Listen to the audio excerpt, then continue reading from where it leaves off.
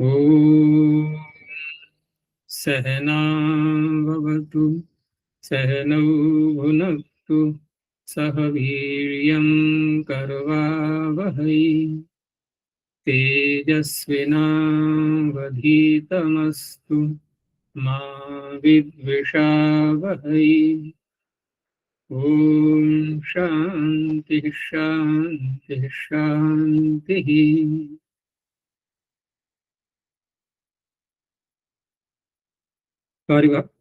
रचनानुवाद कौमुदी की 37वीं कक्षा।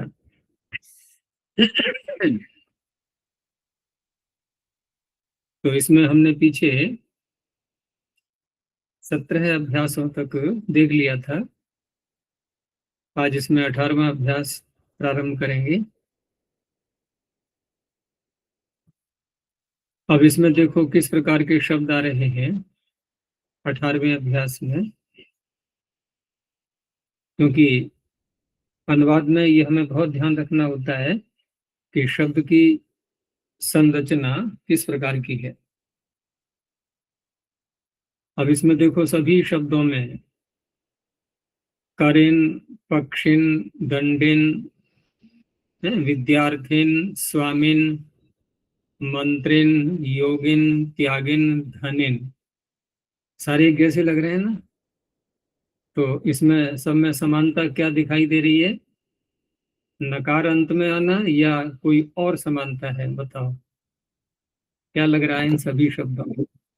कारण हैं? इन इन अंत में आ रहा है, ठीक है ना। हम कॉमन वर्णों को पकड़ते हैं जो सभी में दिखाई दे रहे हैं हमें, वो दो वर्ण है, इकार और नकार। तो इनको मिलाकर के बोलेंगे इन। तो इस तरह से ये शब्द कहलाते हैं इन्नंत। नकारांत नहीं कहेंगे इनको, क्योंकि नकारांत कहने से फिर राजन शब्द ये भी तो नकारांत है, और भी बहुत से मिल जाएंगे, लेकिन उनसे इनका मेल होगा ही नहीं। हम यदि रूप चलाएंगे तो राजन के साथ में इनका मेल नहीं हो पाएगा, इसलिए इनका अलग वर्गीकरण किया गया इन्नंत कह करके। अब ये इन आता कहाँ से है ये, और किस अर्थ में होता है, हमें ये भी देखना होगा। क्योंकि इन सब शब्दों के अर्थ करें हम तो क्या लग रहा है आपको?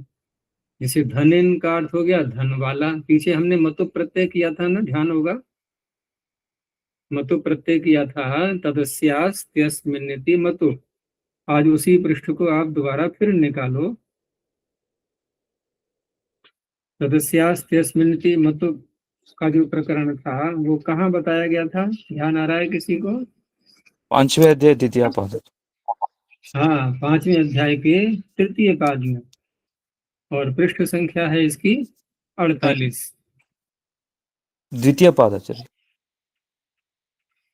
5वें अध्याय का द्वितीय पाद, हाँ, पृष्ठ संख्या इसकी 48 है और सूत्र संख्या है 94। तो साथ में उस दिन ये भी चर्चा हुई थी कि इस मतुक का अधिकार पाद के अंत तक। मतुक का अधिकार का तात्पर्य मतुक का जो अर्थ है ना, अस्य अस्ति और अस्मिन अस्ति, इसका अधिकार पाद के अंत तक जाता है। और हिंदी में इसको एक सरलता की दृष्टि से अर्थ करते समय वाला शब्द जोड़ देते हैं, धन वाला, बल वाला, ऐसे करके। तो धनवान, बलवान इत्यादि शब्द पीछे बनाए थे हमने। तो वहां तो हमने कर लिया था मतु प्रत्यय, लेकिन यहाँ भी इसी इन्हीं दोनों अर्थों में, अस्य अस्ति और अस्मिन अस्ति, इन्हीं अर्थों में इन्हीं प्रत्यय हो रहा है। इन्हीं इन्हीं में जो नाम इकार है ये अनुबंध के रूप में है, ये हट जाएगा तो क्या बचेगा? इन।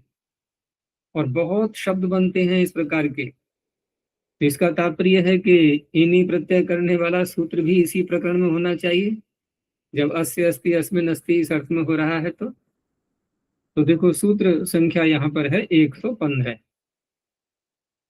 इस पूरे प्रकरण में, मतुब के प्रकरण में, इन सारे सूत्रों में 94 से लेकर के और 140 तक, इन सारे सूत्रों में दो ही सूत्र सबसे प्रमुख हैं, तदस्यास्त्यस्मिन्निति मतुब और अत इनिठनो। इनमें भी अगर हम तुलना करें तो तदस्यास्त्यस्मिन्निति मतुब ये सबसे अधिक प्रमुख हुआ। और प्रमुखता हम कैसे देखते हैं, किसी सूत्र की व्यापकता को कैसे देखा जाता है? जो सूत्र प्रत्यय करते समय या कोई भी कार्य करते समय यदि प्रकृति का भी नाम ले देता है, प्रकृति का नाम ले देता है कि कैसी प्रकृति से वो प्रत्यय करेगा, धातु हो या प्रातिपदिक हो, तो वो सूत्र, उसका तात्पर्य है कि उसका क्षेत्र कम हो जाएगा, क्योंकि उसने तो अपनी सीमा बांध दी ना कि इन्हीं धातुओं से, इन्हीं प्रातिपदिकों से प्रत्यय होता है। और जिस सूत्र में प्रकृति का नाम न लिया जाए तो ऐसा सूत्र बहुत व्यापक बन जाता है फिर। तो बताओ, तदस्यास्त्यस्मिन्निति मतुप में कैसे प्रातिपदिक से प्रत्यय होगा? ये मतुप क्या कोई नाम लिया गया है, उसका कोई विशेषण दिखाई दे रहा हो, ऐसा कुछ दिखाई दे रहा है वहां? बस इतना ही तो है कि तद अस्य अस्ति, तद अस्मिन् अस्ति, वह इसका है और वह इसमें है। इस अर्थ में प्रातिपदिक का नाम तो लिया ही नहीं गया, और पीछे से अधिकार चल ही रहा है न्याप प्रातिपदिकात, न्यंत से, आबंत से और प्रातिपदिक से, तो सारे ही प्रातिपदिक तो आ गए इसमें, उनसे मतुप हो जाता है। लेकिन अब आप 115 सूत्र को देखो, आपको अंतर दिखाई दे जाएगा कि यहां पर एक विशेषण जोड़ दिया साथ में। कौन सा? अतः। अतः का अर्थ क्या करेंगे हम? अकारांत। अतः का अर्थ अकारांत। तो अकारांत प्रातिपदिक लिए इसने, तो कम हो गए, इसको कम मिलेंगे नहीं मिलेंगे? अब मतु प्रत्यय करने वाले ने तो कोई विशेषण लगाया ही नहीं था ना, और विशेषण कम कर देता है, सीमित कर देता है, किसी विषय को सीमित कर देगा वो। तो अतः विशेषण लग जाने के कारण से यहाँ अकारांत प्रातिपदिक ही लिए जाएंगे, और अर्थ वही रहेगा, अस्य अस्ति और अस्मिन् अस्ति। तो ये दो प्रत्यय करता है, इनी और ठन। इन दोनों में इनी का प्रयोग बहुत मिलेगा आपको, ठन का कम मिलता है। इनी का बचता है इन, अर्थ वही रहेगा, अस्य अस्ति अस्मिन् अस्ति। अब जैसे यहाँ इन शब्दों को पकड़ो आप, कि जैसे करिन में से हम मूल प्रातिपदिक को पकड़ें तो क्या है? कर।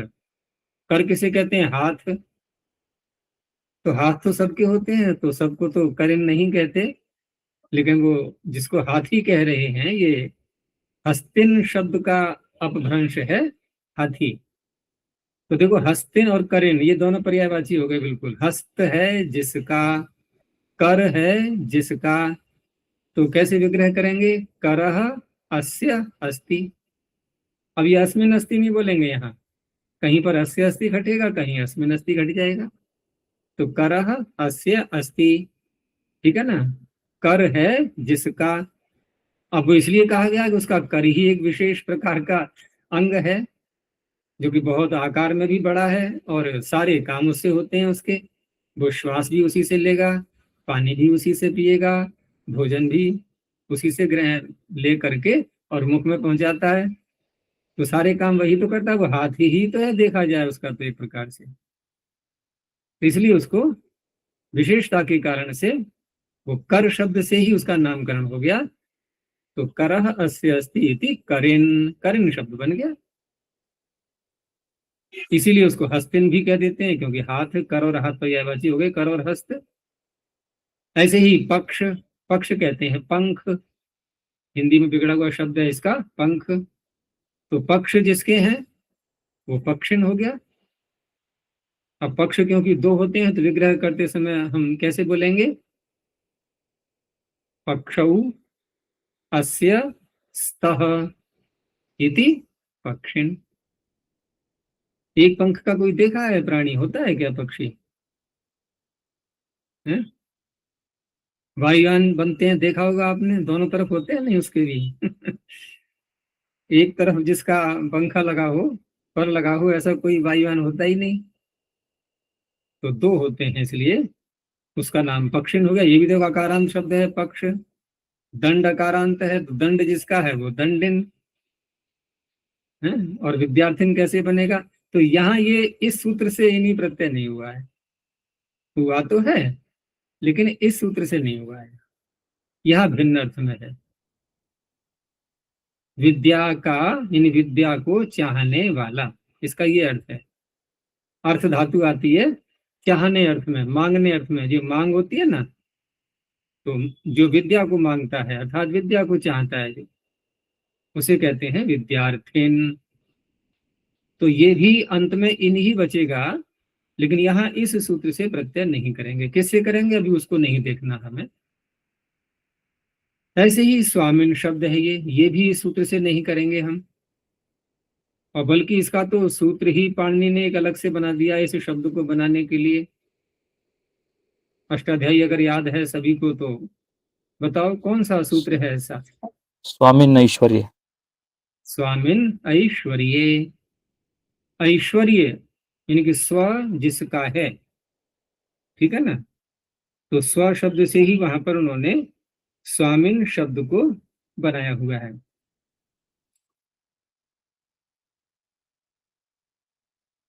और ये भी सूत्र आपको देखो यही मिलेगा 126 संख्या पर, नीचे दिखाई दे रहा है 126। तो स्वामिन ऐश्वर्य। अब यद्यपि स्व शब्द अकारांत ही है, नहीं यहाँ तो अलग से, यहाँ उससे नहीं प्राप्त हो रहा था। तो यहाँ पर स्व शब्द से यहाँ जो मिन आगे दिखाई दे रहा है, तो इसी रूप में ही ये प्रत्यय हमें स्वीकार करना है। और साथ में वहां अर्थ भी बता दिया है कि ऐश्वर्य अर्थ में होता है। तो जिसका अच्छा जी, ऐश्वर्य निपातन है ना? है, हाँ निपातन के रूप में। जी। स्वामिन शब्द निपातन से बनाया गया है। ऐसे ही आगे मंत्रिन शब्द है, तो मंत्र में तो हम यहाँ इसी अतः निठनों से ही कर लेंगे। मंत्र अकारांत शब्द है तो मंत्रिन बन गया। तो मंत्र जिसका है, विचार जिसका है, ठीक है ना, वो मंत्रिन हो गया। और ज्ञान शब्द से ज्ञानिन हो गया, ये भी अकारांत है। योग शब्द से योगिन बन गया, ये भी अकारांत है। त्याग शब्द से त्यागिन, धन शब्द से धनिन। तो कितने सारे अनंत शब्दों का आप निर्माण कर सकते हो इस प्रकार से। अब रही बात कि इनके रूपों को भी हमें समझना है। ये तो हमने व्याकरण की प्रक्रिया देखी इसकी, कि ये सारे शब्द इनंत कहलाते हैं। अब इनके रूप चलाते हैं हम, तो इन्होंने जैसे यहाँ दे रखा होगा, करिन शब्द को दिया है इन्होंने, यहाँ पर एक शब्द पकड़ लिया इन्होंने, करिन। तो करिन में रेफ आ रहा है, तो हमें ये भी ध्यान रखना होगा कि जहां जहां नकार आएगा वहां नकार भी करना है हमें, ठीक है ना। ये भेद हमें दिखाई देगा। तो करिन के साथ हम समानता जब लगाएंगे अन्य शब्दों के रूपों की, तो वहां ये ध्यान रखना है कि उसमें रेफ इत्यादि है या नहीं है, क्योंकि नकार को नकार सर्वत्र तो नहीं कर पाएंगे ना। जैसे करी करणऊ करणः, अब धनिन का बोलेंगे तो वहां तो नकार को नकार नहीं हो पाएगा। तो धनी धनिनऊ धनिनः, ठीक है ना। तो इस तरह से करी के इन्होंने रूप दे दिए हैं, करी करणऊ करणः, करणम करणऊ करणः। रूप सरल है इसमें। और इसमें केवल जो प्रथमा विभक्ति का एक वचन होता है, ठीक है ना, वहां पर जो सब में आपको इन प्रत्यय का जो इकार दिखाई दे रहा है, इसको दीर्घ हो जाता है। और इसको दीर्घ करने का सूत्र एक अलग से बनाया गया है, और ये है 6ठे अध्याय के 4थे पाद में, जहां अंगस्य का अधिकार प्रारंभ होता है। पृष्ठ संख्या है 67, ठीक है ना। 67 संख्या पर सूत्र संख्या है 12। 12 के नीचे वाला लगाएंगे शौच, ये 13 संख्या का सूत्र। 12 से अनुवृत्ति आ रही है इन की। देखो 12 में है ना इन हन भूषार्यमणाम, तो यहां से इन शब्द को ले लिया हमने अगले सूत्र में। और शब्द भी आ रहे हैं, हमारा तात्पर्य यहाँ पर इन से है। तो छोटा सा सूत्र है, क्या सूत्र है, शौच। तो शौच का क्या अर्थ हो सकता है, सौ क्या है ये, सुप्रत्यय लाए हम, प्रथमा के एक वचन में सुप्रत्यय लाएंगे, उसी का सप्तमी का एक वचन। अब सुप्रत्यय का सप्तमी का एक वचन, ऐसा बोलते बोलते सप्तमी का एक वचन नी प्रत्यय मत लेने लगना। सु का रूप चला करके सप्तमी का एक वचन, प्रत्ययों के भी रूप चलते हैं नहीं। हम क्या करते हैं कि अन्य प्रातिपदिकों से सु आदि प्रत्यय ला करके रूप चलाते हैं। तो प्रत्यय भी तो कहेंगे भाई हमने कौन सा अपराध कर दिया, हमारे भी रूप चलाओ। तो सु के आगे एक सु और ला सकते हैं नहीं? ला सकते हैं कि नहीं? सु के आगे सु आ सकता है कि नहीं? किसी भी प्रत्यय के आगे वो प्रत्यय एक और भी तो आ सकता है। हम प्रातिपदिक मान लें सु को, तो सु का रूप चलेगा तो सप्तमी में क्या बनेगा जा करके? भानु का क्या बनता है? भानऊ। गुरु का क्या बनता है? गुरऊ। वायु का वायु। तो सु का क्या बनेगा? सौ। तो सु का अर्थ हो गया सु प्रत्यय परे रहते। सप्तमी का अर्थ क्या है? परे रहते। इन्नंत अंग को दीर्घ हो जाता है उसकी उपधा को। ठीक है ना? तो इन यहाँ पर जिन जिन के अंत में आ रहा है सब में एकार को दीर्घ कर देगा ये प्रथमा के एक वचन में, यानी कि सु प्रत्यय परे रहते। उसके बाद नकार का लोप हो जाएगा। फिर नकार, सु का भी लोप हो जाएगा, नकार का भी लोप हो जाएगा। देखो जो भी शब्द हलंत होते हैं ना, हलंत, जैसे ये करेन पक्षिन आदि, ये हलंत शब्द ही तो है। अंत में हल आ रहा है इनके। तो हलंत शब्दों के जब रूप चलाए जाते हैं तो प्रथमा का जो एक वचन बनता है यानी कि सु प्रत्यय लाएंगे तो वहां सु प्रत्यय का लोप हो जाता है, हलंतों से उत्तर। सूत्र पीछे बताया था मैंने एक बार। हल न्याभ्यो दीर्घात सुतिस्य प्रिक्तम हल। कहाँ है ये सूत्र? छठे अध्याय की प्रथम पाद। हाँ, छठे अध्याय के प्रथम पाद में ही ये मिलेगा आपको। और वहां पर 56 संख्या पृष्ठ पर और सूत्र संख्या है 66।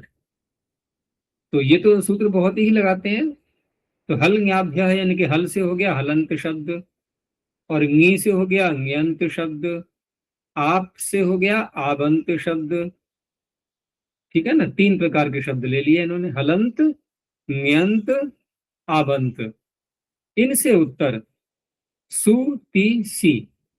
तो सु तो हो गया ये सु औजस वाला, ती हो गया तिप तस झी वाला तिप ती, और सिप हो गया सिप थस थ वाला जो सिप है ये मध्यम पुरुष का एक वचन और प्रथम पुरुष का एक वचन। ठीक है ना? ये जब अप्रिक्त बन जाते हैं, अप्रिक्त तात्पर्य जब इनमें एक ही वर्ण रह जाए, एक ही वर्ण, या तो हल हो या अच हो, तो सु में उकार अनुबंध होता ही है, हम उकार को तो हटा ही लेंगे। ठीक है ना? उपदेश जननासिक से संज्ञा करके उकार का तो लोप हो ही जाएगा, तो क्या बचेगा? सकार। और सकार जब हो गया तो इसे क्या कहेंगे फिर हम? अप्रिक्त। अप्रिक्त एकाल प्रत्यय, याद होगा सूत्र आपको पहले ही अध्याय में। अप्रिक्त एकाल प्रत्यय, ऐसा प्रत्यय जो एक अल मात्र रह जाए। और अल में अच और हल दोनों आ जाते हैं, वो चाहे अच के रूप में हो या हल के रूप में हो, बस ये अकेला एक ही होना चाहिए और प्रत्यय का अवयव हो। तो ऐसे वर्ण को, ऐसे प्रत्यय को कहा जाएगा अप्रिक्त। इस तरह से हलंत से उत्तर अप्रिक्त सुप्रत्यय का लोप हो जाता है, जितने भी हलंत शब्द हैं। ठीक है ना? तो इस तरह से करीन शब्द में हमने सुप्रत्यय परे रहते दीर्घ कर लिया पहले, करीन, फिर सु का लोप कर लिया। इस सूत्र से हल न्याभ्यो दीर्घात सूत्र से प्रिक्तम हल। अब अंत में क्या रह गया? अब क्या रह गया अंत में? न न अब नकार। नकार आ गया अंत में, करीन। जब तक सुप्रत्यय था तब तक नकार की सुरक्षा हो रही थी। ठीक है ना? वो देखा होगा मोर्चा जब युद्ध होता है तो सैनिकों की टुकड़ी जो आगे चल रही होती है तो सबसे पहले वार किस पे होता है? जो आगे है। जो आगे है वो वार होता है, और आगे वाले पीछे वालों की सुरक्षा के रूप में रहते हैं, एक प्रकार से पीछे वाले बचे रहते हैं। लेकिन आगे वाले जब खत्म होते हैं, उनकी है उन पर हमला होता है, तो पीछे वालों की बारी आती है, फिर वो आगे हो जाते हैं। तो सु प्रत्यय पहले अंत में था, वो चला गया। अब सु अंत में, सु चला गया तो अंत में कौन आ गया? अब नकार आ गया, तो नकार को भी जाना पड़ेगा। तो नकार को हटाने का सूत्र न लोपः प्रातिपदिकान्तस्य तो ये है आपके 8वें अध्याय में पृष्ठ संख्या 82 और 82 पृष्ठ पर सूत्र संख्या 7। ये मैं मुख्य मुख्य सूत्र बता रहा हूं आपको, ठीक है ना। ये बहुत ही मुख्य सूत्र हैं सारे। तो देखो ये कितना सरल अर्थ है इसका कि न लोपः प्रातिपदिकान्तस्य, 7 संख्या पर है ये, 82 पृष्ठ पर। इसका अर्थ क्या है? बहुत सरल अर्थ है, पदस्य के अधिकार में चल रहा है ये। हमें ये भी ध्यान रखना होता है कि कोई बड़ा अधिकार तो नहीं आ रहा है पीछे से। जैसे अंगस्य का अधिकार बहुत बड़ा है, 5 पादों में चलता है, और पदस्य का अधिकार भी बड़ा है। ये 8वें अध्याय के प्रथम पाद से ही प्रारंभ हो जाता है और तृतीय पाद तक जाता है। तो यहाँ न लोपः प्रातिपदिकान्तस्य का अर्थ क्या बनेगा? आपको केवल पदस्य और जोड़ देना है इसमें बस, बाकी और किसी की अनुवृत्ति नहीं है। तो इसमें जो कहा है ना प्रातिपदिकान्तस्य, प्रातिपदिक शब्द प्रातिपदिक को ले लेगा। जैसे करेन शब्द, ये प्रातिपदिक ही तो है, हमें वहां घटा के देखना है। सु का तो लोप हो चुका है। अब जो स्थिति है करेन शब्द की, यानी करीन दीर्घ भी कर चुके हैं हम, तो करीन शब्द में प्रातिपदिक है ये पता लग गया हमें, और पद भी है ये भी पता लग गया हमें। अब ये अंतस्य को हम दोनों के साथ जोड़ेंगे। प्रातिपदिक का भी अंत होना चाहिए, वो नकार अंत में हो, और पद का भी अंत होना चाहिए वो। तो दोनों ही बातें हैं यहाँ पर। प्रातिपदिक का भी अंत है वो नकार, और पद का भी अंत है नकार, क्योंकि पद संज्ञा भी तो हो चुकी है उसकी सुप्तिंगंतम पदम से। जब तक सुप्रत्यय नहीं आया था तब तक पद नहीं था, ये प्रातिपदिक तो था, लेकिन सुप्रत्यय ने पद का भी काम करवा दिया पूरा, पद संज्ञा भी करवा दी इसकी, और स्वयं चला भी गया। लेकिन अब यहाँ पर यह सूत्र कह रहा है कि यदि प्रातिपदिक और पद दोनों के अंत में है, दोनों एक ही शब्द है, ये दोनों के अंत में यदि नकार आ जाता है तो उस नकार का लोपः लोप हो जाता है। ठीक है, तो क्या बन गया फिर? करी रह गया। तो प्रथमा के क्वेश्चन में ऐसे बनते हैं ये, और हिंदी में हम बोलते भी हैं, देखो ये धनी है, ये बली है, तो प्रथमा का एक क्वेश्चन ही चल रहा है ये। इस प्रकार के शब्द बनते हैं ये।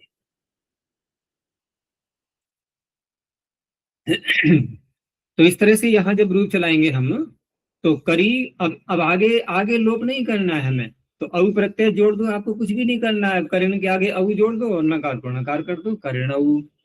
जस लगा दिया हमने, करणः। अम लगा दिया, करणम। फिर अउ आ गया, करणऊ। फिर शस आ गया, करणः। अब कितना सरल पड़ रहा है इसमें रूप बनाना, कोई भी कार्य नहीं करना हो रहा है, प्रत्यय आगे लाते जाओ। तृतीया का प्रत्यय ले आए हम टा, क्या बनेंगे बोलेंगे? करणा। आ जोड़ दो उसमें।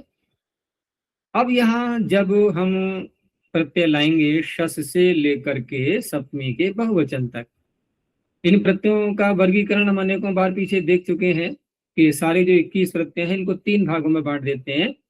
प्रथम भाग 5 प्रत्ययों का, जिनका नाम है सर्वनाम स्थान, ठीक है ना। द्वितीय और तृतीय भाग में हम हलादि और अजादि, इन 2 वर्गों में विभक्त कर देते हैं।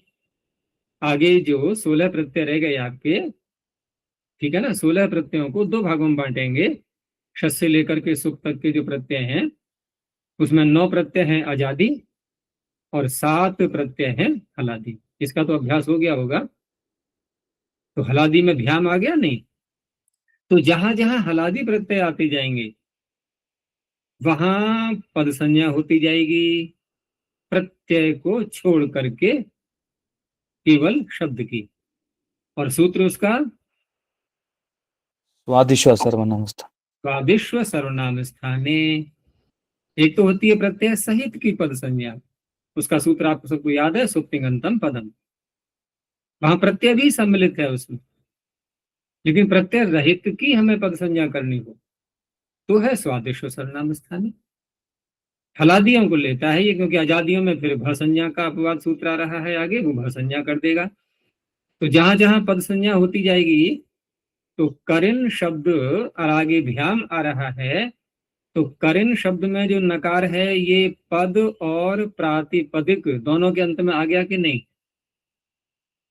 जी आ गया। तो फिर लग जाएगा लोप है प्रातिपदिकांत से, वो कैसे छोड़ेगा? तो इस तरह से 7 प्रत्ययों में हमें नकार को हटा देना है। और आप देख लो, करिभ्याम करिभ्याम करिभ्याम, और भ्यस भिस भ्यस भ्यस, करिभ्यः करिभिः करिभ्यः करिभ्यः, और सप्तमी का बहुवचन यही तो है 7, करिषु। अच्छा, अन्यत्र आपको कुछ भी नहीं करना है, प्रत्यय जोड़ते जाओ। जैसे कि चतुर्थी का एक वचन करिणे, पंचमी का एक वचन करिणः, षष्ठी का एक वचन करिणः, षष्ठी का द्विवचन करिणोः, षष्ठी का बहुवचन, वहां भी आम प्रत्यय आजादी है तो करिणाम, सप्तमी का एक वचन करिणी, फिर द्विवचन करिणोः। बस इस तरह से बनने हैं। तो सारे ही शब्दों के रूप ऐसे ही चलेंगे इसमें। अब इसमें कोई बात रह गई हो समझने की तो आप पूछो दोबारा, कोई भी उलझन रहनी नहीं चाहिए। वो संबोधन में करीन ही रहेगा, जो संबोधन में चले। संबोधन में ऐसा होता है सुख। कि वहां जो सु प्रत्यय को हटाते हैं, जैसे करिन और सु, इस तरह से लाए हम, ठीक है ना। तो बोलेंगे क्या वहां पर, वैसे क्या बोलते हैं संबोधन में? हे करीन, हाँ, हे करीन। हे करिन, ठीक है ना, इस तरह से बोलेंगे हे करिन। तो वहां नकार का लोप नहीं करेंगे, ठीक है ना। वहां हे करिन, हे करिणौ, हे करिणः। ऐसे ही और भी शब्द आपने देखे होंगे, जैसे राजन शब्द, तो हे राजन, लेकिन प्रथमा के क्वेश्चन में क्या बनता है? हे राजा बनता है कि नहीं? राजा। नहीं, वहां हाँ हे नहीं हटा देंगे, वहां राजा बोलेंगे हम, और संबोधन में हे लगा करके हे राजन। तो ऐसे ही यहाँ पर भी सर्वत्र नकार रहेगा संबोधन में। अभी इतना ही समझ लेना है आपको। अब आगे देखते हैं कि जो धातुएं इन्होंने दी हैं, जैसे पहले धातु आ रही है सेव, तो ये मूल धातु क्या है? शेवरी, शेवरी मूर्धन्य शकार है, शेवरी सेवने, व में री है, री की मात्रा लगी हुई है, शेवरी सेवने। तो री तो अनुबंध है, और श को स कर ही लेते हैं। धातु के आदि में जब मूर्धन्य शकार होता है तो उसको दंत सकार हो जाता है, धात्वादेह शह सह, ठीक है ना, इससे सकार कर लेंगे। तो सेव धातु बचती है ये, और ये आत्मनेपद में इसका प्रयोग होता है। तो सेवते सेवेते सेवंते, इस तरह से रूप चलेंगे इसके। और लब धातु भी ऐसी ही है, ये आत्मनेपद की धातुएं आ रही हैं यहाँ पर, ठीक है ना, एक जैसी धातुएं इन्होंने दे दी हैं। लब धातु मूल अवस्था में धातु पाठ में जो पढ़ी है वो कैसे है? दुलभश, दुलभश प्राप्तौ, प्राप्ति उसका अर्थ है। तो दुलभश में दो अनुबंध हैं, एक तो डू इधर लगा हुआ है प्रारंभ में, इसकी संज्ञा करने का सूत्र है आदिर ये टू डबह, ये टू डू, तो डू को हटा दिया उसने। और शकार अनुबंध है अंत में, वो भी चला जाएगा तो रहे। और भ में जो आ है ये भी अनुबंध है, 3 अनुबंध है इसमें दुलभश में। तो लभ बचेगा हलंत। तो लभते लभेते लभंते, प्राप्त करना इसका अर्थ होता है, बहुत प्रयोग में आने वाली धातु है ये। एक और दिया इन्होंने वृद्ध धातु, ये मूल धातु पाठ में है वृद्धु वृद्धौ, ठीक है ना, ये बढ़ने अर्थ में आती है वृद्धु वृद्धौ, ये भी आत्मनेपद में है। तो वर्धते वर्धेते वर्धन्ते, ऐसे रूप चलाएंगे। और मोद धातु भी ऐसी ही है, ये भी आत्मनेपद की है, मोदते मोदेते मोदन्ते, ठीक है ना। आगे शह धातु, ये शह, यहाँ भी मूर्धन्य शकार है, तो यहाँ भी धात्वादे है शह सह, इसे सकार कर लेंगे। तो ये भी आत्मनेपद में सहते सहेते सहनते, सहन करना इसका अर्थ है शह मर्षणे, मर्षण का अर्थ है सहन करना। आगे है याच धातु, तो याच धातु का क्या अर्थ होता है? मांगना, ठीक है ना।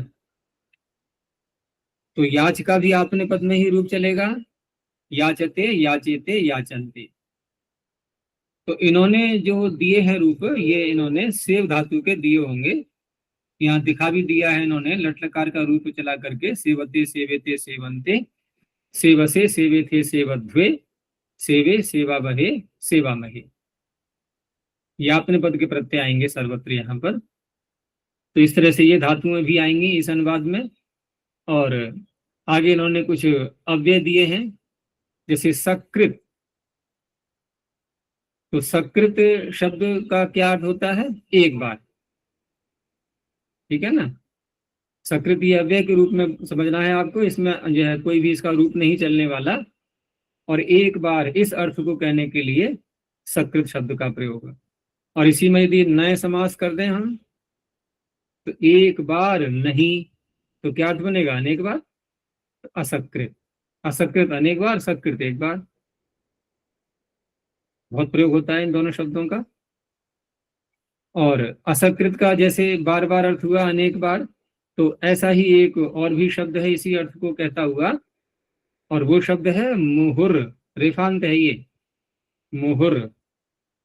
ठीक है ना? तो मुहुर में रेफ को तो विसर्ग कर लेंगे हम, ये भी अव्यय है, तो बनेगा मुहुहु, अर्थात बार बार। तो जो अर्थ असकृत का है वही मुहुर शब्द का भी है।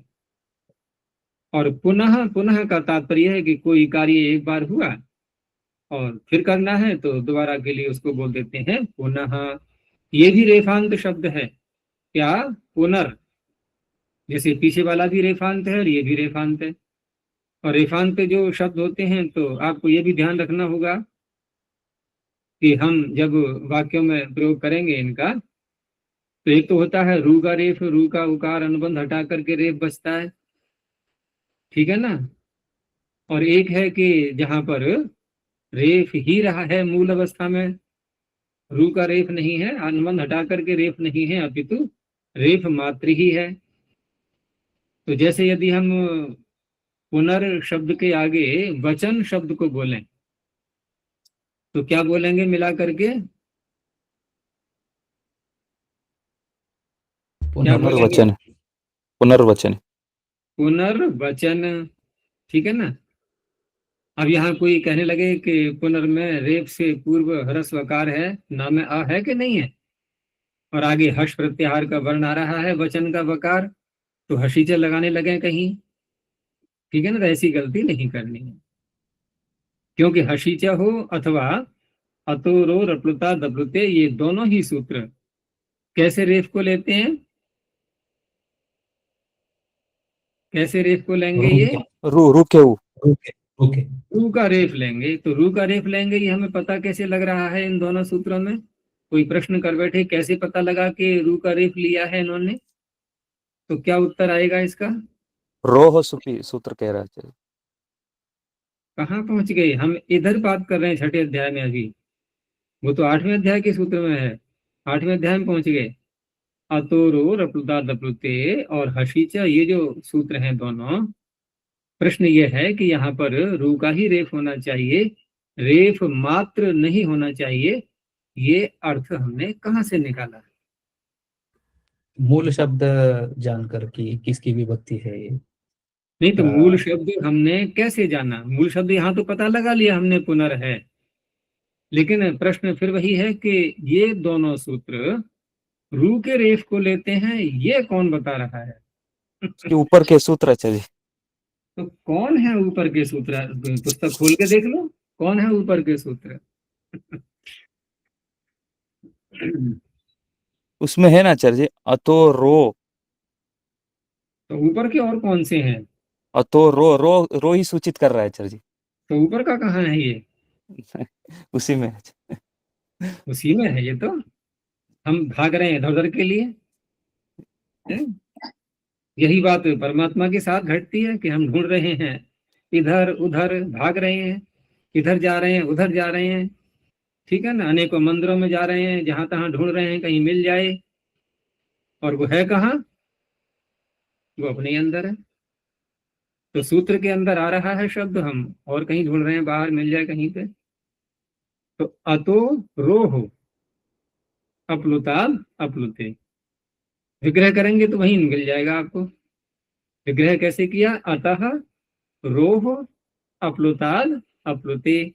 अब मिला दो इसी को, तो अतो रो रप्लुताद अप्लुते। और ये बात आपको यहां भी मिल जाएगी। देखो, ये जो अभी प्रसंग चल रहा था कि रू का रेफ होना चाहिए, रेफ यदि सामान्य रूप से है मूल अवस्था में, तो वहां ये सूत्र नहीं लगते हैं। तो यहाँ देखो, रो रप्लुता, यहाँ भी तो रोर, रोर है ना, रोर। रू से हम कौन सा प्रत्यय लाएंगे षष्ठी के एक वचन में? गुरु का रोह क्या बनता है? गुरु का रोह क्या बनता है षष्ठी का एक गुरोह वचन? गुरोह। हाँ, गुरु का क्या बनता है? गुरोह। अब उसमें से गु शब्द को हटा दें हम, तो रू ही तो बचा गुरु शब्द में। तो गु का, गुरु शब्द का बना गुरोह, तो गु को हटा दें तो क्या बनेगा? रोह। रू का षष्ठी का क्या बनेगा? रोह। ठीक है ना? तो ये रोह जो है यहाँ पर इस सूत्र में, अगर षष्ठी का एक वचन है तो फिर मूल शब्द क्या बना? रू रू निकलेगा मूल शब्द। ठीक है ना? अच्छा, और यदि मूल शब्द रेफ होता तो षष्ठी में क्या बनता? रहा। क्योंकि हमें क्रॉस चेकिंग भी कर लेनी चाहिए थोड़ी, उससे ज्यादा स्पष्टता आती है। अगर रू में से ऊ हटा दें, रेफ मात्र ही यदि पाणिनि को इष्ट होता यहाँ पर, तो षष्ठी में क्या बनता? रहा। रह बनता। लेकिन आगे तो अप्लुताद शब्द आ रहा है ना, तो कैसे बनता सूत्र? ये जरा बनाओ, सूत्र रचना करना भी सीखो धीरे धीरे। तो क्या बनता यहाँ पर फिर? रोपलुताद। है रोपलुताद। देखो, अतो तो जो का त्यों रहता। अच्छा, अतो में कौन सा सूत्र लगा यहाँ पर? अतो रो रप्लुता दप्लुते, क्योंकि शब्द तो है अतः। अशी तो ये, हशीचा। तो यहाँ हशीचा लग गया, पास वाला ही। ठीक है ना? ये सूत्र आपस में भी तो एक दूसरे की सहायता कर रहे हैं सब परस्पर। उदाहरण देखें हम तो सूत्र में ही उदाहरण मिल जाते हैं बहुत तेरे। तो हशीचा का उदाहरण देखो यही मिल गया, तो वहां तो अतो बन गया। अब यदि हम रेफ मात्र को लेते हैं और षष्ठी लगाते हैं, तो प्रारंभ की अवस्था तो नस प्रत्यय आया ना, तो नस का अस बचेगा, तो रस, रस बन गया। ठीक है ना? अब सकार को रू कर दिया हमने, रू में से ऊ हटा दिया, तो क्या रह गया? रर। अब रर और अपलुताद, अब बताओ क्या होगा? ररप्लुताद। है? ररप्लुताद। देखो, रर में रेफ से पूर्व क्या है? अकार। और आगे क्या है रेफ के? अकार। तो यही तो सूत्र लग जाता दोबारा फिर। भाई, रेफ से पूर्व भी ह्रस्वकार, रेफ के आगे भी ह्रस्वकार, तो उस अवस्था में तो ये फिर रेफ को उकार नहीं करता ये। तो सूत्र बनता अतो रोप्लुतादप्लुते।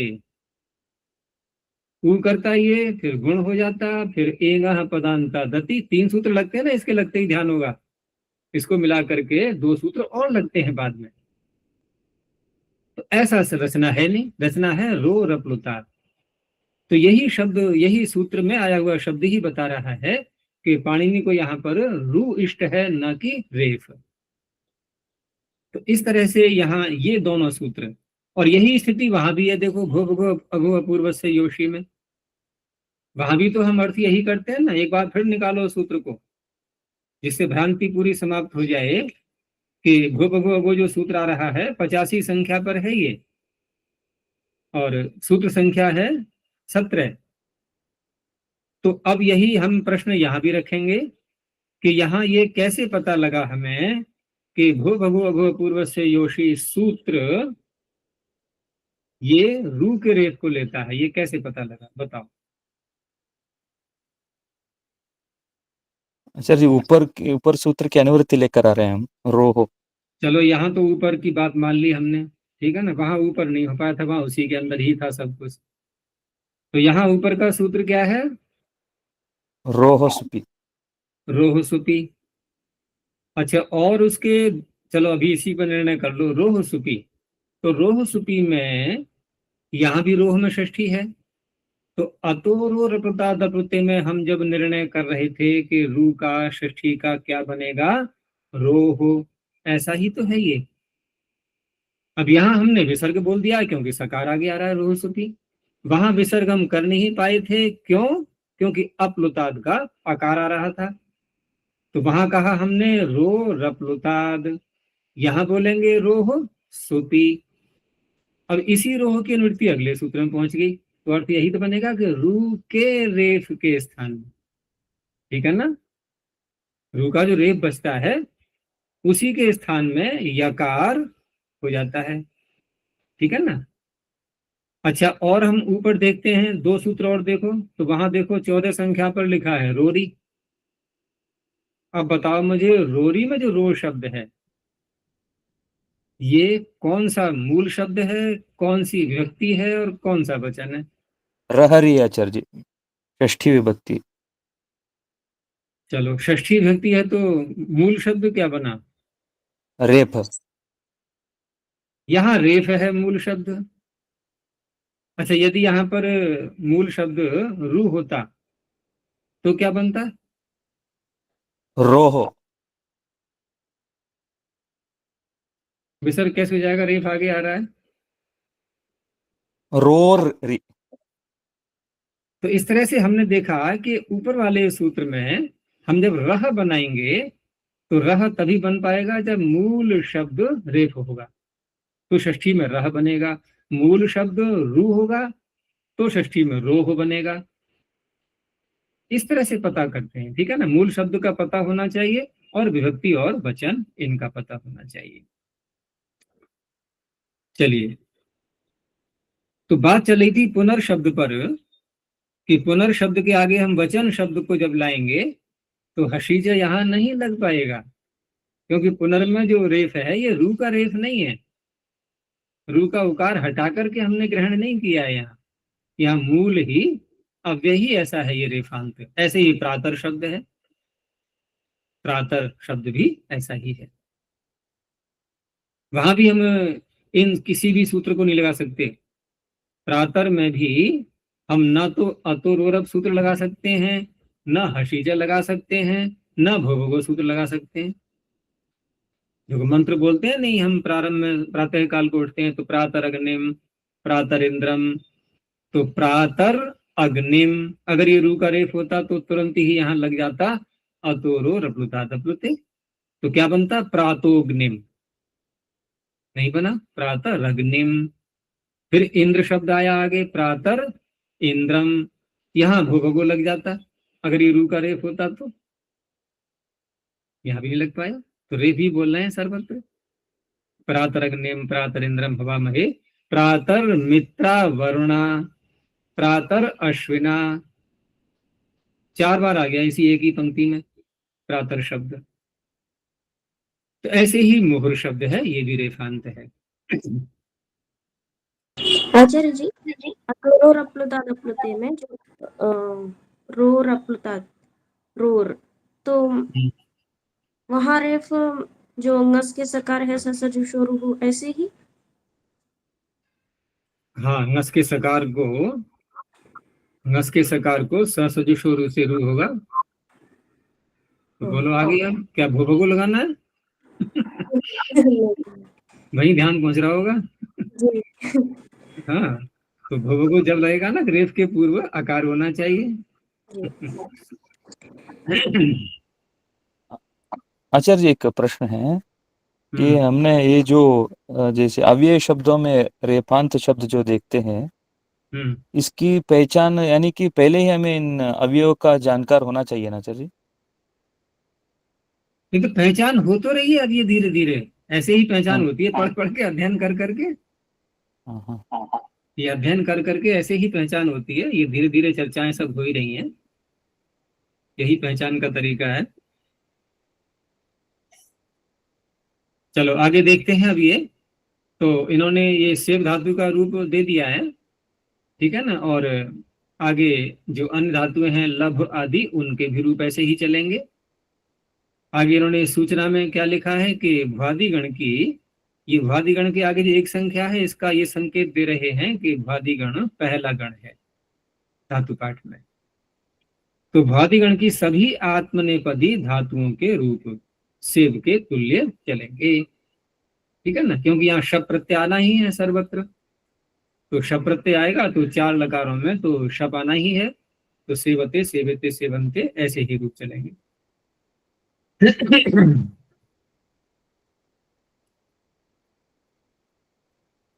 आगे है कि सूचना तीसरी 3 संख्या पर कि जिन धातुओं के अंत में लट में अति अतः अंति आदि अति अतः अंति आदि लग रहा है, तो उन्हें कहेंगे हम परस्मी पद धातुएं, परस्मी पद की धातुएं, क्योंकि अति अतः अंति का अर्थ है ये अ जो दिखाई दे रहा है ये तो शब्द का अ हो गया, और तीतः अंति तो तिप्तजी आदि जो प्रत्यय है ये परस्मी पद के ऐसे ही कहे जाएंगे, ठीक है ना, तो उनको परस्मी पद की धातुएं बोल देंगे। लेकिन आत्मनेपद में तो तिप्तजी नहीं आएगा, वहां तो आएगा ता आताम झ था साथाम ध्वम इड वही महिंग।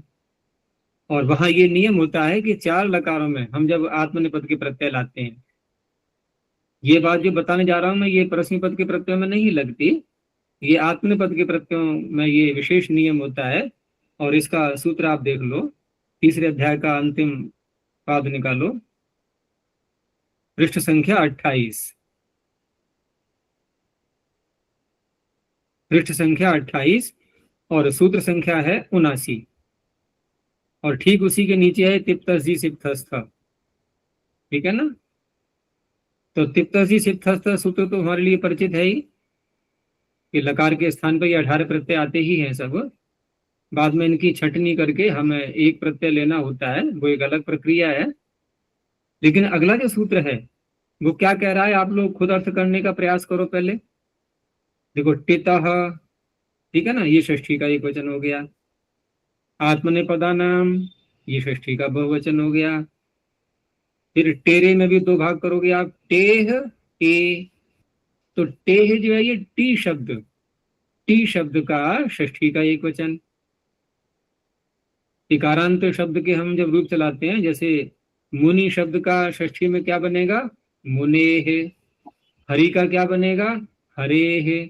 तो टी का क्या बनेगा, टेह। आगे इसमें क्या रह गया बचा हुआ, ए है प्रथमा का एक वचन मान लो, या लुप्त प्रथमांत कह दो, लुप्त प्रथमांत माना जाएगा, प्रथमा का एक वचन तो नहीं बन पाएगा, लुप्त प्रथमांत यानी कि सुप्रत्यय को लोप कह करके उसको मान लिया गया है। तो यहाँ पर हमने देखा कि ये सूत्र हमने पदों का अलग अलग बता ही दिया, अब अर्थ करने का प्रयास करो। तो देखो षष्ठी आ रही है, इसमें आत्मनेपदाना में भी षष्ठी है, टितः में भी षष्ठी है, और टेह में भी षष्ठी है। ऊपर से फिर लस्य भी आ ही रहा है एक प्रकार से। तो हम यहाँ ये देखेंगे कि लकार के स्थान में अब लकार भी कैसा होना चाहिए, तो यहाँ टितः विशेषण बनेगा लस्य का, लस्य यानी कि टितः लस्य। तो टितः लस्य का अर्थ क्या बनेगा, टित लकार, और टित का अर्थ पता है टकार की इत संज्ञा है जिनमें। तो टकार की संज्ञा किन किन में है, लट लोट लिट। हाँ ये जो लकार है ना, लट लिट लुट लिट लेट लोट, ये लकार कहलाते हैं टित लकार, ठीक है ना, ये टित लकार कहलाएंगे। और टित लकार और आत्मनिपद के हम प्रत्यय ला रहे हैं, तिप्तजी सिप्तस भूतातम झ था थाम ध्वम, ये जो प्रत्यय ला रहे हैं हम, ताताम झ था सा थाम ध्वम इड वही मही, तो ये प्रत्यय जो आत्मनिपद के ला रहे हैं हम। और यदि हम टित लकारों के स्थान में जब ये प्रत्यय लाएंगे, ठीक है ना, तो टितः का अर्थ हो गया टित लकार।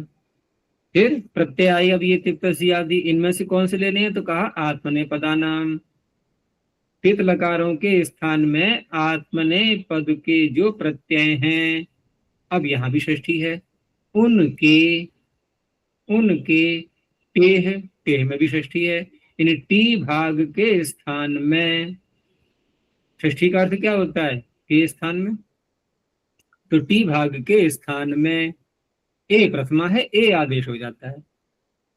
ये पूरे सूत्र का अर्थ बन गया, अर्थात लट लिट लुट लिट लेट लोट, इन लकारों का हम जब प्रयोग करेंगे और इनके स्थान पर तिक्तजी आदि न ला करके आत्मनेपद के प्रत्यय लाएंगे ता आताम झ आदि, उस अवस्था में उन प्रत्ययों में हमें टी भाग देखना है। तो टी भाग का पता है?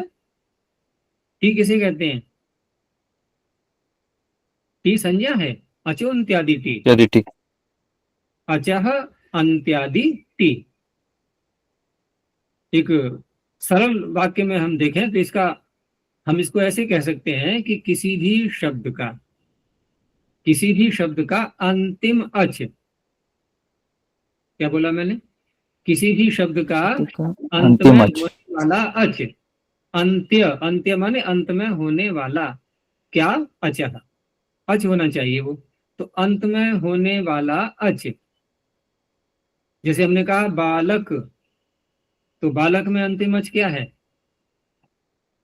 क में अ, तो ये क्या हो गया? टी। अब इसको थोड़ा और बढ़ाते हैं कि अंत में होने वाला अच, ये तो बात बिल्कुल यथार्थ है, ऐसी पकड़नी है इसको। लेकिन यदि मान लो अंत में हल आ रहा है किसी के, तो सूत्र कह रहा है मैं ये कह रहा हूं अंत में होने वाला अच, ये तो अच को पकड़ ही रहा है ना। लेकिन यदि कोई अंत में व्यंजन भी साथ में आ रहा है, कोई हल भी साथ में आ रहा है, तो अच का तो ग्रहण करना है, साथ में उस व्यंजन का भी ग्रहण हो जाएगा।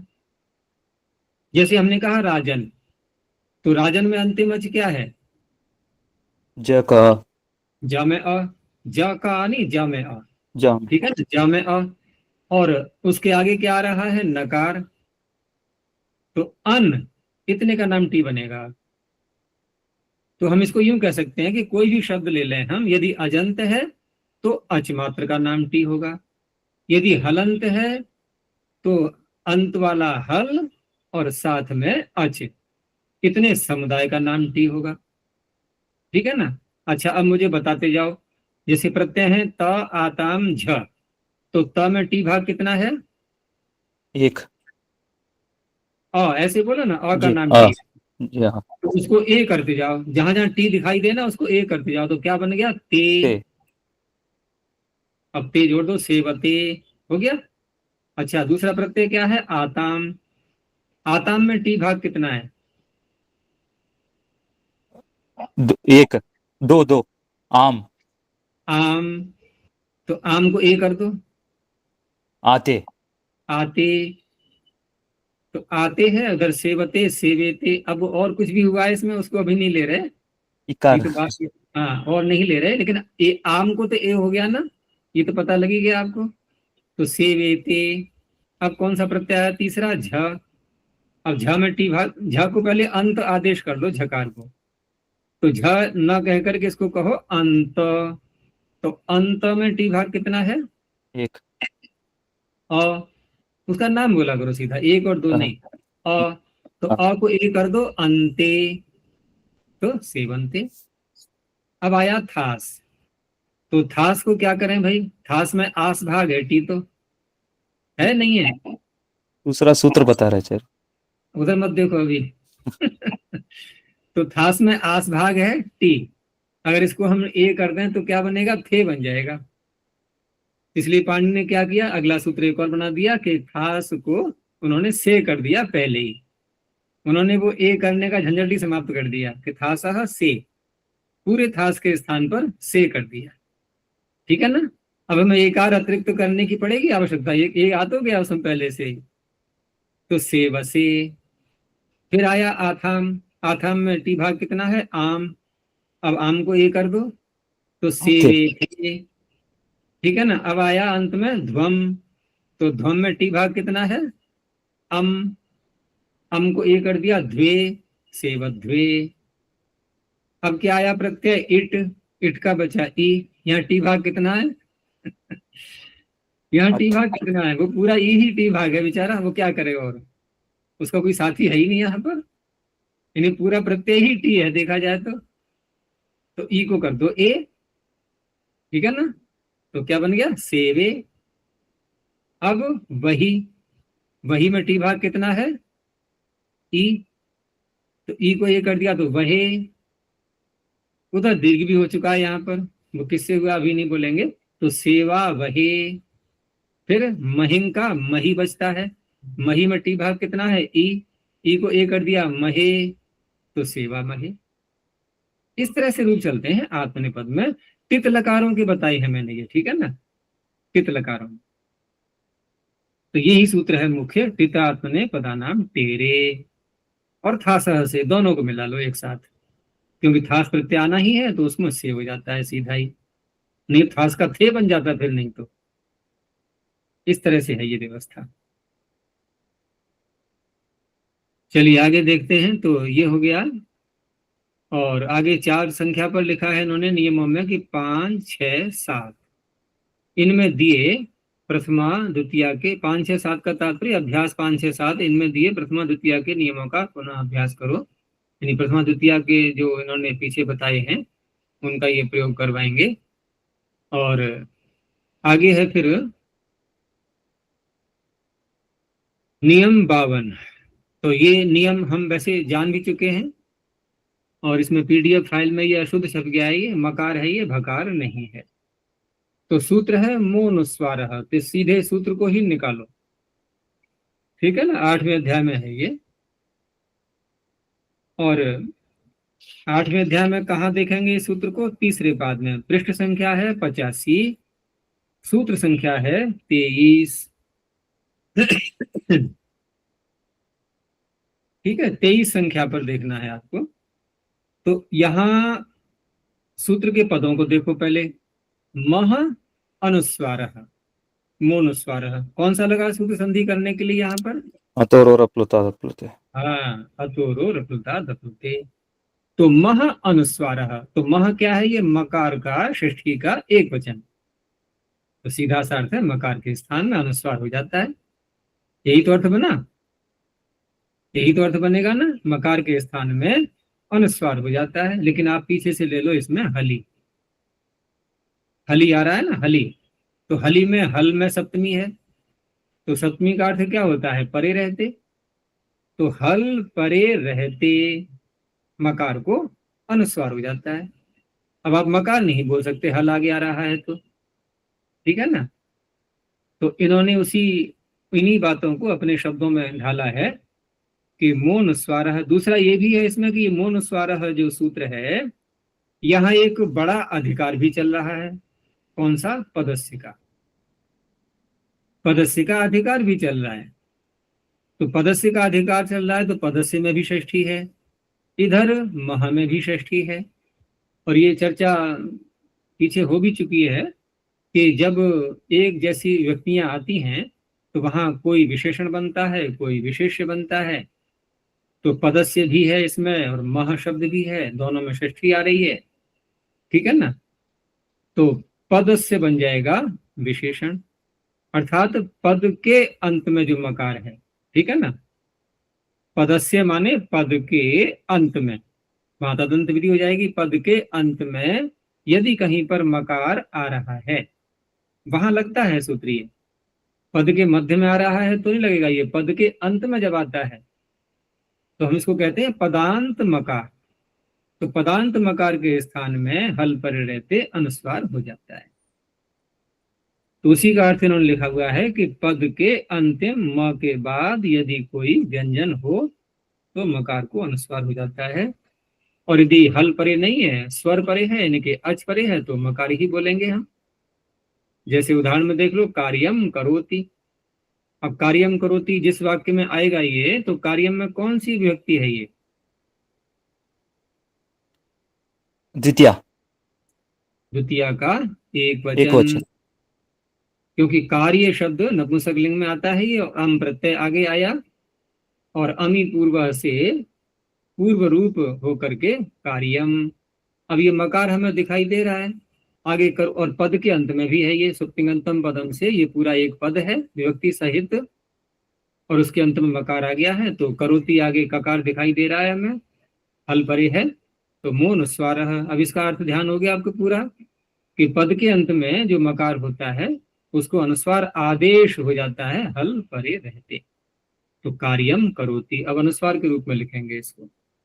ऐसे ही सत्यम वद, यहाँ सत्यम में कौन सी व्यक्ति है, प्रथम विभक्ति एक वचन। प्रथमा व्यक्ति एक वचन, तो सत्य बोलेगा कुछ, सत्य से कह रहे हैं कि हे सत्य तुम बोलो। नहीं नहीं द्वितीय का एक वचन जी कर्म है, कर्म बनेगा। तो इस तरह से कर्म हो करके सत्यम वद, यहाँ भी अनुस्वार हो गया, ठीक है ना। आगे वद में व आ रहा है, हल में, हल पर ही मिल ही गया हमें, सत्यम वद। आगे है गृहम गच्छति, यहाँ गृहम में कौन सी व्यक्ति है?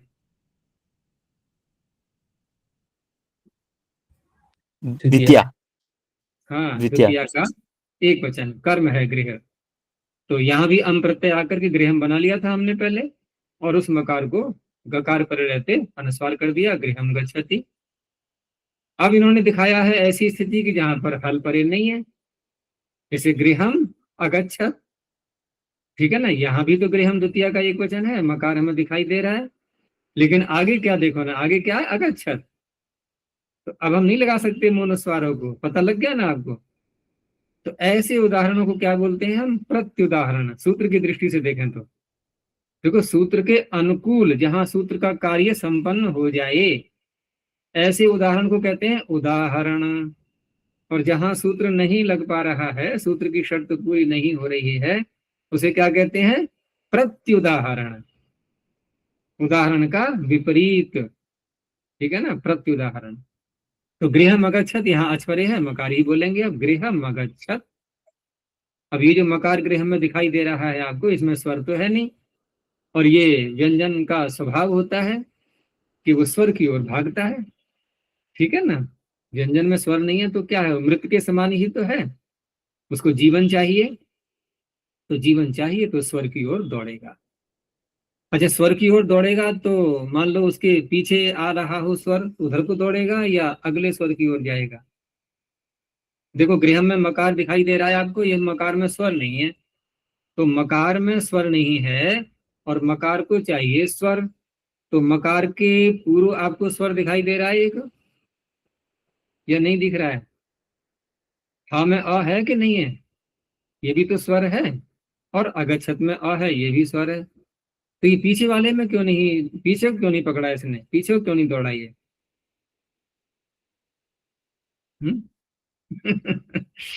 स्वर तो दोनों ओर है ना, पीछे वाले को क्यों नहीं लिया इसने? देखो, इसमें भी एक रहस्य छिपा हुआ है। एक तो इसकी परिभाषा भी ऐसी ही है। इसकी परिभाषा महर्षि दयानंद ने जो उसमें लिखा है वर्णोच्चारण शिक्षा में, कि अन्वग भवति, महाभाष्य का ही वाक्य है पतंजलि का, अन्वग भवति व्यंजनमिति, अनु अच भवति। अनु अच, अनु का अर्थ क्या होता है? पीछे। अनु अच भवति, जो अच के पीछे रहता है। नहीं आया समझ में? अनु अच भवति, जो अच के पीछे रहता है, उसे व्यंजन कहते हैं। तो पीछे रहने का अर्थ क्या है? यानी अच के पीछे रहता है, यदि उसको सहायता चाहिए तो आगे वाले अच को ही तो देखेगा, क्योंकि सदा ही अच के पीछे रहता है, अच को पीछे नहीं करता, यानी कि अच के आगे नहीं रहता, ये अच के पीछे रहता है। पीछे रहता है, अच के आगे नहीं रहता है, इसका अर्थ ये मत लेना कि तो ये हाँ में जो आ है उसके आगे कैसे आ गया। अच के आगे नहीं रहता का तात्पर्य है कि इसको पिछले अच से इसका कोई संबंध नहीं जुड़ सकता, इसका संबंध सदा आगे आने वाले अच के साथ हो सकता है। यदि है तो, नहीं है तो कोई बात ही नहीं है, नहीं है तो कोई बात ही नहीं। जैसे हमने कहा क्या, तो क्या शब्द में हमने ककार बोला पहले, उसमें अच है क्या? अब उसको अच चाहिए तो कहाँ से लेगा? है ही नहीं, क्योंकि आगे आ रहा है यकार, यकार में भी अच नहीं है, यकार में अच आगे आ रहा है, उसमें उसको ले लिया उसने, लेकिन ककार को तो नहीं मिल पाया ना, तो ककार को ऐसे ही बोलेंगे, फिर क्या ऐसे बोलेंगे। तो होता क्या है कि जब किसी भी व्यंजन में स्वर समाविष्ट होता है तो वह स्वर उस व्यंजन के सदा आगे रहता है। इसीलिए उच्चारण करते समय हम जब किसी भी वर्ण का उच्चारण करते हैं तो उच्चारण करने के बाद मुख तो खोलता ही है ना, और मुख खोलते ही, ये पीछे ही मैंने बताया था कि जब भी आप मुख को खोलेंगे तो सदा स्वर ही निकलता है, मुख में से व्यंजन नहीं निकलता। व्यंजन तो तब होगा जबकि जिह्वा टकरा जाएगी कहीं पर, और टकराने का अर्थ है कि वायु का अटक जाना, रुक जाना। अब हमें उसको मुख से खोलना भी है, निकालना भी है बाहर वायु के लिए, तो इसका अर्थ है आपको स्वर की सहायता लेनी होगी। जब भी मुख खोलेगा तो स्वर ही निकलेगा मुख में से, तो व्यंजन उसके पीछे रह गया, नहीं रह गया। तो इस तरह से यहाँ सदा व्यंजन स्वर के पीछे रहता है। तो व्यंजन स्वर के पीछे रहता है, व्यंजन जब अच के पास जाएगा तो अच हमेशा उसके आगे ही रहेगा। तो म में अ हमने लिख दिया, वो म में जब हम इसका विश्लेषण करेंगे कि म में कितने वर्ण हैं, कि 2 वर्ण हैं, तो 2 वर्णों का हम क्या बताएंगे, यहाँ क्रम क्या बताएंगे दोनों का, मकार अकार या अकार मकार? मकार अकार बोलेंगे, ऐसे ही बोला जाएगा ये। तो गृह मगच्छत्। तो इस तरह से ये मकार के विषय में हमने देख ही लिया है कि पद के अंत में जहां कहीं भी होगा ये, और यदि हल आगे आ रहा है तो अनुस्वार करते हैं, और यदि मध्य में होता है तो क्या इसको अनुस्वार नहीं होगा? मध्य में होता है तो अनुस्वार होगा कि नहीं? तब भी होता है। उसका सूत्र आगे है, मोनुस्वारा भी खुला हुआ है वही पृष्ठ आपके पास में। देखो मोनुस्वारा से अगला सूत्र क्या है? नश्चापदान्तस्य जलि।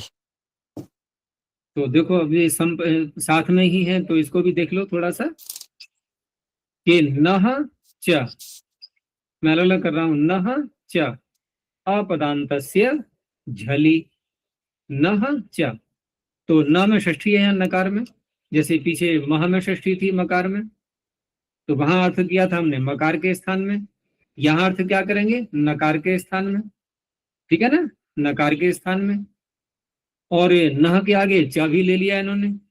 तो कभी कभी पाणिनि क्या करते हैं कि च से, च का अर्थ क्या करते हैं हम लोग? और, तो और कहा है तो कुछ और भी तो चाहिए ना, तो पीछे से इन्होंने मह को भी ले लिया।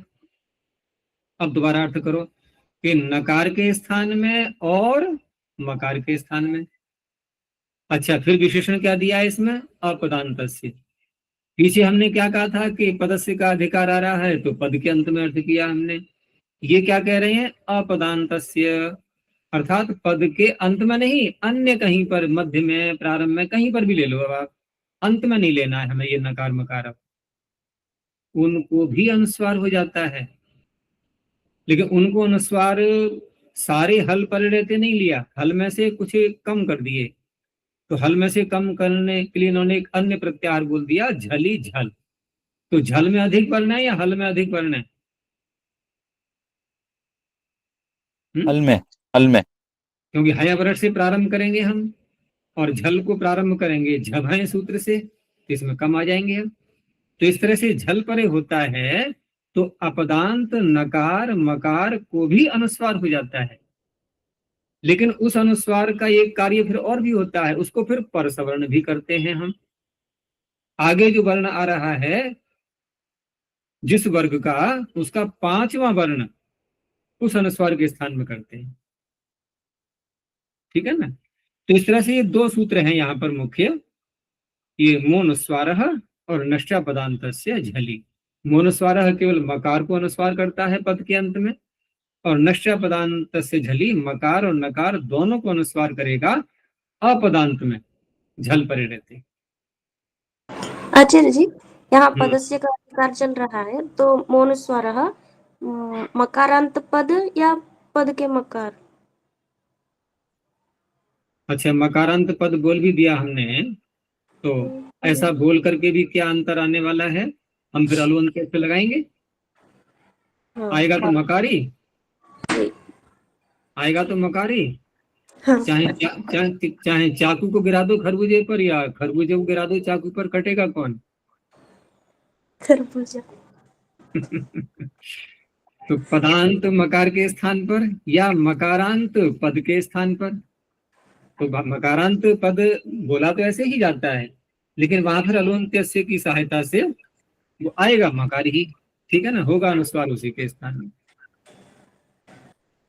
चलिए यहीं तक रखते हैं। आचार्य जी, अंतिम प्रश्न, ये मोनुस्वार का प्रयोजन क्या है? जैसे उच्चारण में तो कोई भिन्नता नहीं है, लेकिन ये लिखने के प्रयोजन के लिए है या क्या है? हाँ, लिपि में भिन्नता आ रही है, लिपि में भिन्नता आ रही है, क्योंकि मकार एक अलग वर्ण है, अनुस्वार एक अलग वर्ण है। अब रही बात उच्चारण की, तो उच्चारण में मकार का जो स्थान माना गया है ओष्ठ और नासिका। एक सूत्र आता है वर्णोच्चारण शिक्षा में कि ङ य ण न माह स्वस्थान नासिका स्थानः। ये जो पांचों वर्गों के जो अंतिम वर्ण है ना, ङ य ण न म, क्रम से बोला है मैंने, कवर्ग चवर्ग टवर्ग तवर्ग पवर्ग। तो ङ य ण न म, ये जो पांचों वर्ण हैं इनका उच्चारण का स्थान दो दो है इनके। एक तो इनका स्व स्व स्थान अपना, जैसे ङकार का स्व स्थान कंठ, यकार का स्व स्थान तालु, णकार का स्व स्थान मूर्धा, नकार का स्व स्थान दंत और मकार का स्व स्थान ओष्ठ। और दूसरा सब में जोड़ दो आप नासिका को भी, ठीक है ना, स्वस्थान नासिका स्थानः। तो इस तरह से कंठ नासिका, तालु नासिका, मूर्धा नासिका, दंत नासिका और ओष्ठ नासिका। तो ये तो होगी सबके उच्चारण के स्थान की बात। अब रही बात के अनुनासिक का उच्चारण का स्थान क्या होगा, तो अनुनासिक का उच्चारण का स्थान है नासिका मात्र, ठीक है ना, वो नासिका मात्र ही है।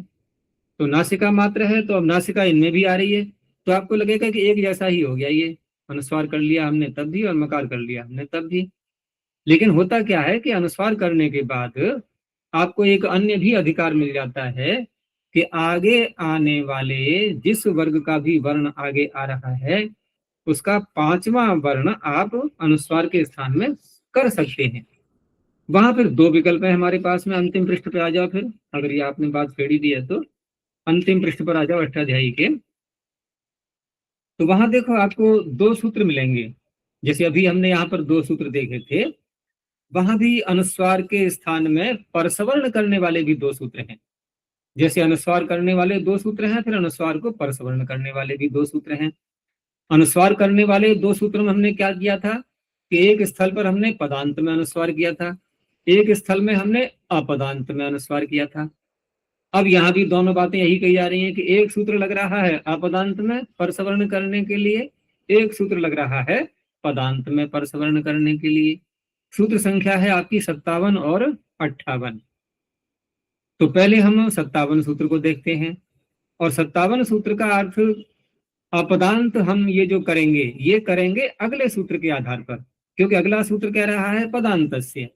तो स्पष्ट है कि पूर्व सूत्र अपदांत में लगेगा, बंटवारा हो गया परस्पर।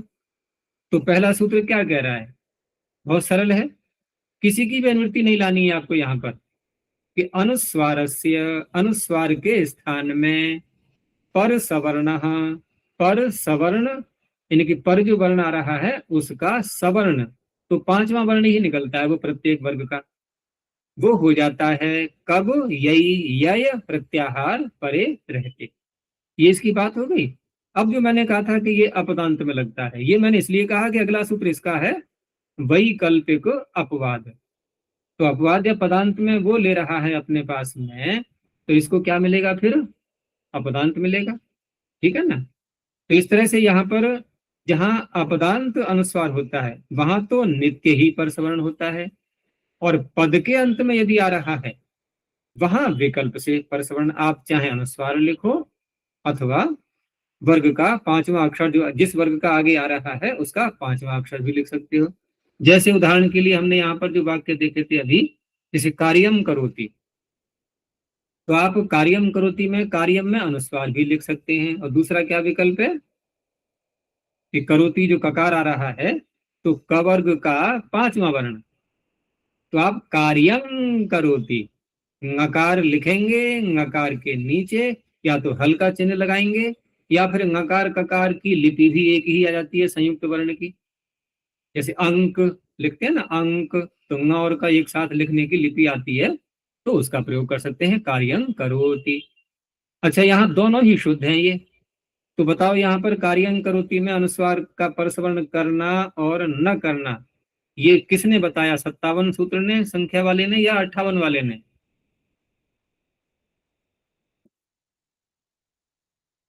58 वाले में हाँ, वा ये पदांत से 57 वाले में 57 नहीं, अपदांत से। 58 वा पदांत से लगेगा। यहाँ विकल्प है ना, कार्यम में जो अनुस्वार आ रहा है ये हाँ पद हाँ के अंत में है। हाँ हाँ जी जी कार्यम का अनुस्वार पद के अंत में है, ठीक है ना।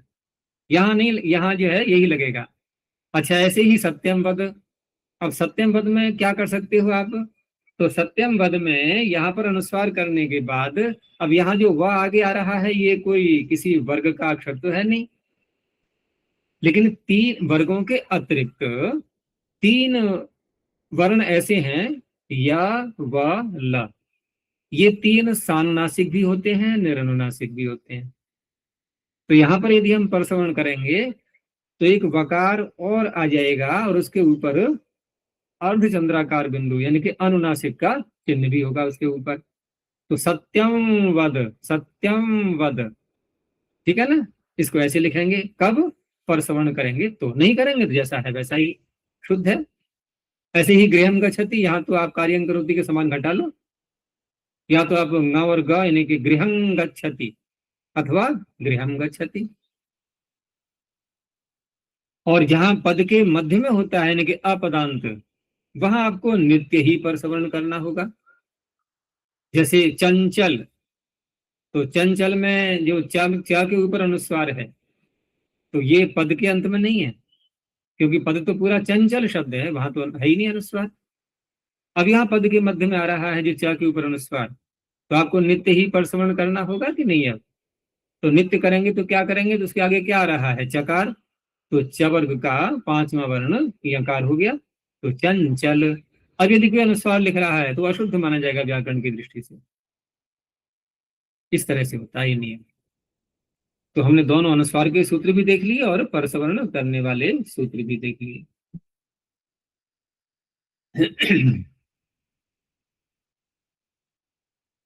चलिए ठीक है, प्रणव ध्वनि करते हैं अंत में।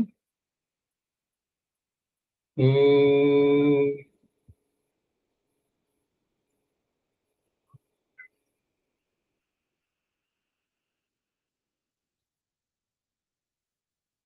ओ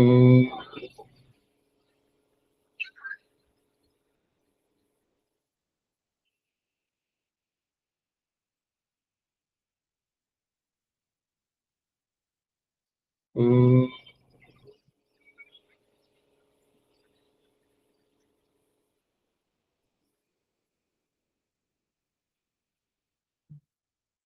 शांति शांति शांति।